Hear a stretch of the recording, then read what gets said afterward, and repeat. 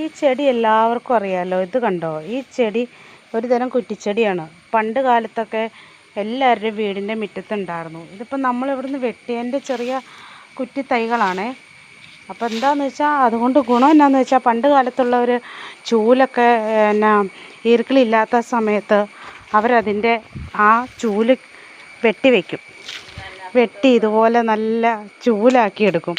ഇത് കണ്ടോ, ഇങ്ങനെ കെട്ടി ഇങ്ങനെ ചൂല് ആക്കി എടുത്തു കഴിഞ്ഞാൽ നമുക്ക് നല്ല സുഖമായിട്ട് മുറ്റടിക്കാനൊക്കെ പറ്റും.